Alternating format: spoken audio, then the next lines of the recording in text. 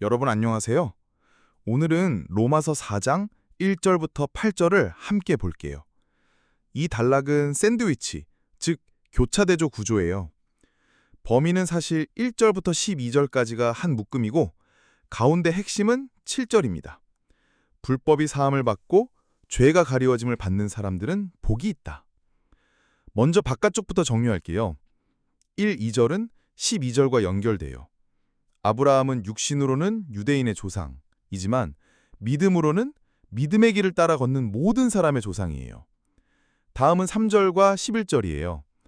아브라함이 하나님을 믿으니 그것이 의로 여김을 받았다. 그리고 할례는 믿음으로 받은 의를 확인해주는 도장이에요. 4절과 10절을 보면 아브라함이 받은 의는 행위와 상관없이 받은 거라서 은혜라고 말해요. 5절과 9절은 믿음으로 의롭다 하심, 곧 이신칭의를 선포하죠. 그리고 6절과 8절에서는 다윗의 예로 확인해요. 그 죄를 인정하지 아니하실 사람은 복이 있도다. 이제 정중앙, 7절입니다. 이신칭의의 은혜는 불법이 사함을 받고 죄가 가리워짐을 받는 거예요. 이것이 복입니다.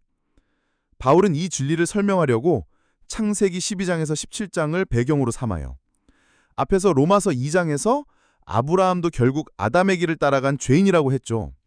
기근 때 애굽으로 내려가 아내를 누이라 속인 일, 사례의 말에 따라 하가를 취한 일, 모두 아담의 패턴이 보여요. 하지만 이제 초점은 아브라함이 아니라 하나님께 있어요. 아브라함이 아담의 패턴을 따를 때마다 하나님은 그를 다시 회복시키시고 두 번의 언약, 창 15와 창 17을 맺으세요. 그 사이에 사례가 하가를 학대하는 사건이 있죠. 이 독특한 배열엔 의미가 있어요.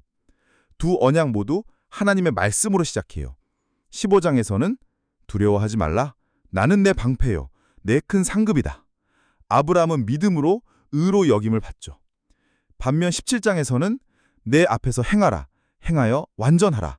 라고 하시고 아브라함은 아브라함, 사례는 사라로 이름을 바꾸게 하세요. 옛사람을 벗기고 새사람을 입히시는 거죠. 그래서 바울은 믿음이 먼저라고 하고 야고보는 행함 없는 믿음은 죽은 믿음이다 하죠. 순서와 열매의 구분입니다. 이제 창세기 15장으로 잠깐 돌아가요. 하나님이 나는 내 방패요 내 상급이다 하실 때 아브라함이 이렇게 말해요. 주 여호와여 무엇을 제게 주시려 하십니까? 저는 자식도 없이 벌거벗고 다닙니다. 집에는 다메섹 사람 엘리에셀만 남아있어요. 이 표현은 에덴의 아담과 하와를 떠올리게 하고 창세기 3장의 결과도 상기시켜요. 하나님은 아브라함을 밖으로 이끄셔서 하늘의 별을 보게 하시며 내 씨가 이와 같으리라 약속하세요. 아브라함은 하나님을 신뢰했고 하나님은 그 믿음을 보시고 의로 여기셨어요. 중요한 건 아브라함이 처음부터 흔들림 없이 믿은 게 아니라는 거예요. 의심도 하고 변명도 했죠. 창세기 15장 2, 3에서 그래도 하나님은 여자의 씨를 약속하시듯 아브라함의 씨를 약속하시며 신뢰로 이끄세요. 이 대화 자체가 샌드위치처럼 아브라함의 의심이나 변명과 하나님의 약속과 신뢰의 초대가 대조를 이루고 있어요. 결국 보이는 건 하나님의 성품이에요. 자비롭고 은혜로우시고 노하기를 더디하시며 인자와 진실이 풍성하신 분. 하나님은 오래 참으시고 마침내 믿음에 이른 아브라함을 의롭다 여기세요. 그래서 바울은 분명히 말해요. 의롭다 하심은 행함이 아니라 믿음으로 받고 의에 이르는 길은 공로가 아니라 은혜예요. 그리고 그 은혜의 심장이 바로 로마서 4장 7절입니다. 불법이 사함을 받고 죄가 가리워짐을 받는 사람들은 복이 있다. 오늘 우리도 이 복음 위에 서요. 죄사함과 가리워짐의 은혜를 믿고 담대하게 걸어가. 안녕하세요. 오늘 저희가 좀 깊이 파고들 이야기가 있는데요. 바로 로마서 4장입니다. 특히 1절부터 8절까지요. 이게 기독교 신앙에서 정말 중요한 부분 중 하나잖아요. 행위가 아니라 믿음으로 의롭게 된다. 사도 바울이 이 개념을 아브라함이라는 인물을 통해서 어떻게 설명하는지 그 논증을 좀 따라가 보려고 하거든요. 아브라함 이야기 속에 또 어떤 깊은 의미가 있는지 같이 좀 파헤쳐 보려고 합니다. 네, 그래서 목표는 이거예요. 바울이 왜 아브라함을 이 이신칭의, 그러니까 믿음으로 의롭다함 받는 것의 대표 선수로 내세웠을까? 그리고 그 근거가 된 창세기 이야기가 사실 얼마나 풍성한 내용을 담고 있는지 그걸 함께 발견하는 거죠. 아브라함의 이야기가 이 중요한 교리를 어떻게 생생하게 보여주는지 같이 한번 살펴보겠습니다. 자, 그럼 이 내용을 한번 같이 풀어볼까요? 로마서 4장을 딱 펴면 특히 1절부터 12절까지가 뭔가 좀 짜임새가 있어 보이는데요. 이게 어떤 특별한 구조라고 하셨죠? 아, 네. 그게 일종의 문학적인 기법인데요. 교차 대구 구조라고도 하고 아니면 이해하기 쉽게 샌드위치 구조라고도 불러요. 샌드위치 구조요? 흥미롭네요. 네. 그러니까 중요한 메시지를 딱 가운데 놓고 그 앞뒤 구절들이 서로 짝을 이루면서 그 중심 내용을 강조하는 방식이죠. 로마서 4장 1절에서 12절을 보면 그 핵심, 샌드위치 속 제일 맛있는 부분이 바로 7절 말씀입니다. 불법이 사함을 받고 죄가 가려짐을 받는 사람들은 복이 있다. 아, 그러니까 구조 자체가 그 죄 용서받는 복, 여기에 완전 집중되도록 딱 설계된 거군요. 맞습니다. 모든 구절이 결국 그 중심으로 향하게 되는 거죠. 순주야 내용, 어떤 식으로 짝을 이루나요? 예를 들면 맨 처음 1, 2절이랑 맨 끝 1절이 짝인데요. 아브라함이 육신적으로는 유대인의 조상이지만 영적으로는 모든 믿는 사람의 조상이다. 이걸 보여주면서 딱 대칭을 이루죠. 아하, 또 3절에서 아브라함이 믿으니 의로 여기셨다는 말씀은 11절에 나오는 할례는 그 믿음으로 얻은 의를 그냥 확인하는 도장일 뿐이다 라는 설명하고 연결이 되고요. 네네. 이런 식으로 계속 짝들이 행위가 아니다, 믿음이다, 은혜로 받는 의다 이런 주제를 반복하고 또 강화하면서 결국에는 7절의 그 죄사함의 복으로 모아지는 구조예요. 이야, 이 구조만 봐도 바울이 얼마나 이 메시지를 강조하고 싶었는지 확 느껴지는데요. 우리가 뭘 잘해서 얻는 게 아니라 하나님이 그냥 덮어주시고 용서해 주시는 거. 그게 진짜 복이고 선물이다. 이걸 정말 강하게 말하고 싶었던 거네요. 그렇죠. 근데요, 바울이 이 중요한 주장을 하면서 왜 하필 아브라함을 예로 들었을까요? 사실 로마서 앞부분 그 2장이었나요? 거기서는 바울이 아브라함도 아내를 누이라고 속이고 그런 인간적인 약점이나 실수가 있었다고 슬쩍 언급하기도 했잖아요. 네, 맞아요. 완벽한 사람은 아니었던 것 같은데? 바로 그 점이 중요해요. 로마서 2장에서는 아브라함의 그런 불완전함을 분명히 지적했거든요. 근데 4장에서는 완전히 다른 각도에서 봐요. 바울은 아브라함의 실수가 아니라 그런 실수에도 불구하고 하나님께서 아브라함에게 어떻게 하셨는가 여기에 초점을 맞추는 거죠. 아, 하나님께로 시선을 돌리는군요. 네. 하나님은 아브라함이 실패할 때도 그를 포기하지 않으시고 오히려 붙드시고 결정적으로 2번이나 언약을 맺으시잖아요. 창세기 15장이랑 17장이요. 네, 맞아요. 2번이죠. 근데 또 흥미로운 건 이 두 언약 이야기 사이에 아브라함 가정의 좀 어두운 이야기, 사라가 하갈을 학대하는 그 이야기가 끼어 있다는 거예요. 아, 그 순서가 의미가 있다고요? 네. 왜 같은 사람하고 2번이나 언약을 맺고 또 왜 하필 이런 순서일까? 이게 그냥 있던 자료들을 그냥 이어붙인 게 아니라 아주 깊은 신학적인 의도가 담긴 배열이라고 봐야 하는 거죠. 2번의 언약, 창세기 15장하고 17장. 말씀하신 대로 분위기가 좀 다른 것 같아요. 15장은 하나님이 두려워 마라, 내가 네 방패고 상급이다 하시면서 뭔가 약속을 막 주시는 느낌이고, 그렇죠. 일방적인 은혜죠. 근데 17장은 너는 내 앞에서 행해서 완전해라 하시면서 할례 같은 구체적인 행동을 요구하시는 것 같고요. 정확히 보셨어요. 15장은 하나님의 주권적인 약속, 그리고 아브라함의 믿음. 여기에 초점이 맞춰져 있어요. 하나님이 다 해주시겠다는 거죠. 반면에 17장은 그 믿음을 가진 사람에게 요구되는 삶, 순종, 변화, 거룩함 이런 걸 강조해요. 그래서 이름도 아브람에서 아브라함으로 바꿔주시잖아요. 네, 맞아요. 이 차이가 나중에 신약에서 바울이랑 야고보가 강조하는 지점이랑 연결될 수도 있어요. 아, 바울과 야고보요? 네, 바울은 주로 로마서에서 창세기 15장처럼 믿음이 먼저 와야 구원받는다. 이걸 강조하고요. 야고보는 창세기 17장처럼 그 믿음은 행함으로 드러나야 진짜 믿음이다. 이걸 강조하죠. 아, 이게 약간 모순처럼 들릴 수도 있는데. 그렇죠. 근데 이게 모순이라기보다는 순서의 문제 혹은 뿌리랑 열매의 관계라고 이해하면 좋아요. 믿음이 뿌리고 행함은 자연스럽게 따라오는 열매인 거죠. 그렇군요. 와, 정리가 되네요. 그럼 바울이 로마서 4장에서 오직 믿음, 이걸 설명하려고 가져온 그 결정적인 장면, 창세기 15장을 좀 더 자세히 들여다봐야겠어요. 하나님이 나타나셔서 내가 네 방패고 상급이야 이렇게 말씀하시는데 아브라함의 첫 반응이 좀 예송받기예요. 그렇죠. 약간 당황스럽죠. 주님 저한테 뭘 주시겠어요? 저는 자식도 없이 그냥 이러면서 약간 불평처럼 들리잖아요. 심지어 그 자식이 없다는 말이 히브리어 원어로는 아리리인데 이게 벌거벗었다는 뜻도 있다면서요. 네, 맞아요. 아리리. 뭔가 굉장히 처절한 느낌인데요. 네, 이게 그냥 자녀가 없다 이 정도가 아니라 더 깊은 의미를 담고 있어요. 그의 근본적인 어떤 연약함, 무력함, 마치 그 죄짓고 에덴 동산에서 벌거벗게 된 아담의 상태를 떠올리게 하는 거죠. 아, 그렇군요. 하나님의 그 엄청난 약속 앞에서 자기가 얼마나 초라하고 아무것도 할 수 없는 존재인지 그걸 아주 절실하게 느끼는 표현이에요. 게다가 자기가 상속자로 생각한 사람이 엘리에셀이잖아요. 네, 다메섹 사람 엘리에셀. 그 이름 뜻이 나의 하나님은 도움이시다. 엘리 플러스 에제르라는 건 정말 아이러니하죠. 아, 그러네요. 에제르라는 말이 원래 성경에서 하나님 자신을 가리키거나 아니면 하나님이 아담에게 주신 생명의 동반자, 하와를 가리킬 때 쓴 아주 귀한 단어거든요. 돕는 자라는 뜻인데 네네. 근데 아브라함은 지금 자기 종 이름 말고는 자기한테 아무런 에제르, 즉 도움이 없다고 한탄하고 있는 거예요. 자기 신세를 한탄하는 거죠. 와, 정말 그 심정이 어땠을지 상상이 가네요.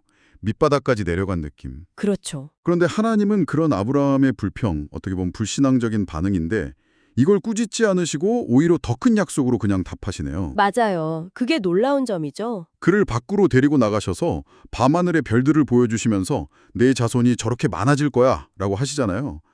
이건 뭐 인간적으로는 도저히 믿기 어려운 약속 아닌가요? 그럼요. 불가능해 보이는 약속이죠. 창세기 15장의 대화 구조를 보면 더 놀라워요. 구조요? 네, 하나님이 약속을 주시면 아브라함이 의심하거나 변명하고 그럼 하나님이 또다시 더 크고 구체적인 약속과 확신으로 응답하시는 패턴, 이게 2번이나 반복돼요. 아, 정말요? 네, 아브라함이 계속 흔들리고 의심하는데도 하나님은 포기하지 않으시고 오래 참고 기다리시면서 은혜를 베푸시는 모습을 보여주시는 거죠. 마치 출애굽기에서 하나님이 자신을 나는 자비롭고 은혜롭고 노하기를 더디하고 인자와 진실이 많은 하나님이다. 이렇게 직접 말씀하신 그 모습 그대로예요. 와, 그 인내와 은혜가 정말 대단하네요. 그리고 바로 그 순간 그 모든 의심과 불평 그리고 하나님의 끝없는 인내의 대화 끝에 성경에 딱 이렇게 기록하잖아요. 아브라함이 여호와를 믿으니 여호와께서 이를 그의 의로 여기시고 창세기 15장 6절. 네, 바로 그 구절이죠. 이게 바로 로마서 4장 3절에서 바울이 딱 인용하는 그 구절. 어떤 행위가 아니라 그 불가능해 보이는 약속을 붙드는 그 믿음 혹은 신뢰 그 자체를 하나님 앞에서 옳다, 의롭다 이렇게 인정해 주시는 기준으로 삼으신 거네요. 이 순간이 정말 중요하군요. 네, 결정적인 순간입니다. 성경 전체에서 믿음 혹은 신뢰가 하나님과의 올바른 관계, 즉 의의 기준으로 제시된 아주 중요한 순간이죠. 그리고 여기서 별의 비유도 한 번 더 생각해 볼 수 있는데요. 단순히 숫자가 많다는 걸 넘어서는 의미가 있을 수 있어요. 아, 그래요? 어떤 의미죠? 창세기 1장을 보면 하나님이 해, 달, 별들을 하늘의 광명체로 만드시고 세상을 다스리게 하셨다는 내용이 나오잖아요. 네, 그렇죠. 빛을 내고 징조와 계절과 날과 해를 이루게 하셨죠. 네. 그래서 별들은 어떤 의미에서는 하늘의 통치자들을 상징한다고 볼 수도 있어요. 아, 그렇다면 하나님은 아브라함에게 네 씨, 네 자손이 저 하늘의 통치자들처럼 영광스럽게 될 것이다. 라는 어마어마한 미래를 약속하신 걸 수도 있다는 거죠. 하늘의 통치자처럼요? 와, 네, 이게 나중에 다니엘서 12장을 보면 죽음에서 부활한 지혜로운 사람들이 궁창의 빛과 같이 빛날 것이고 많은 사람을 옳은 대로 돌아오게 한 사람은 별과 같이 영원토록 빛날 것이다. 이런 말씀이 있거든요. 네, 들어본 것 같아요. 이런 어떤 색창조, 부활, 영광의 이미지와도 연결될 수 있다는 거예요. 그러니까 단순히 자손이 많아진다 이걸 넘어서 새로운 종류의 인류, 뭐랄까 인간 존재 이점명 같은 아주 영광스러운 존재로의 변화까지 암시하는 약속일 수 있다는 거죠. 와, 생각보다 훨씬 더 스케일이 큰 약속이었네요, 정말. 그렇죠. 자, 그럼 이 모든 걸 가지고 다시 로마서 4장으로 돌아와 보죠. 그래서 이 모든 게 뭘 의미하는가?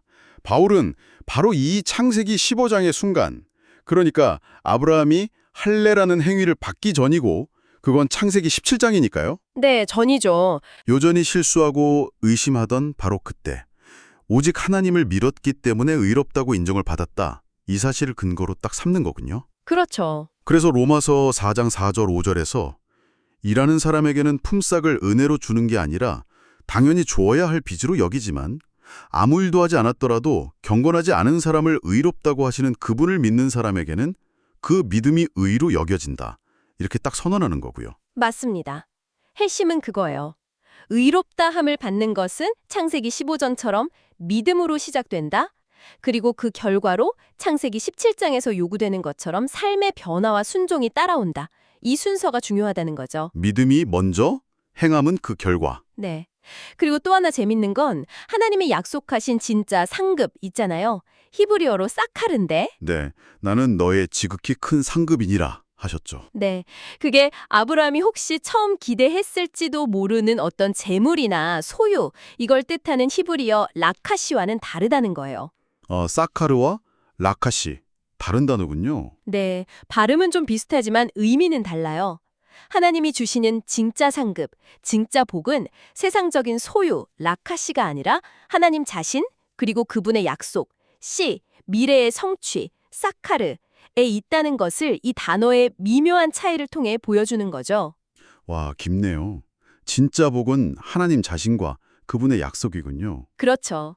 그리고 이 시, 즉 자손이라는 이미지가 후대의 성경 저자들에게 계속해서 영감을 줬다는 것도 흥미로워요. 아, 그렇죠. 어떻게 활용됐나요? 바울은 이걸 확장해서 믿음만 있으면 유대인이 아니더라도 누구나 아브라함의 영적인 씨가 될 수 있다고 가르쳤고요.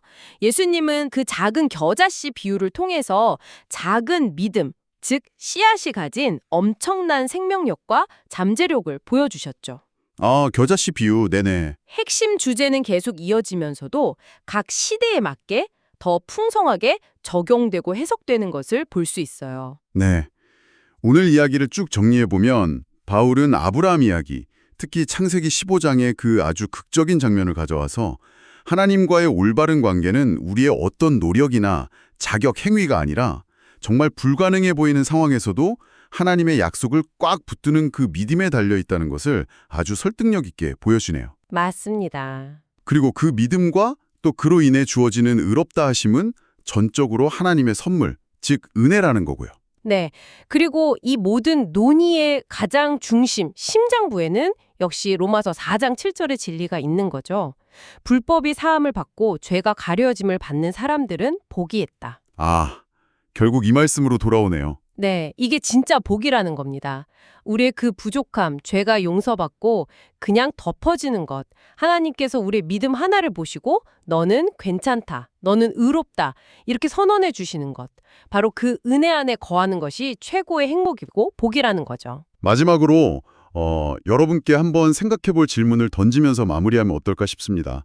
아브라함의 이야기를 보면 믿음이라는 게 항상 그렇게 단단하고 흔들림 없는 상태가 아닐 수도 있겠다는 생각이 들어요. 오히려 깊은 의심과 씨름하면서 힘겹게 나아가는 여정일 수도 있겠죠. 그렇죠. 현세적인 모습이죠. 그리고 그 여정 가운데 하나님은 정말 놀라운 인내와 은혜로 계속 함께 하신다는 거고요. 어쩌면 우리 자신의 그 벌거벗음, 그러니까 우리의 연약함과 한계를 솔직하게 인정하는 것이 역설적이게도 저 밤하늘에 셀 수 없는 별들처럼 도저히 불가능해 보이는 하나님의 약속을 더 깊이 신뢰하도록 우리의 마음을 열어줄 수 있지 않을까요? 여러분의 삶 속에서 그 가능성을 한번 탐색해 보시면 좋겠다는 생각을 해봅니다.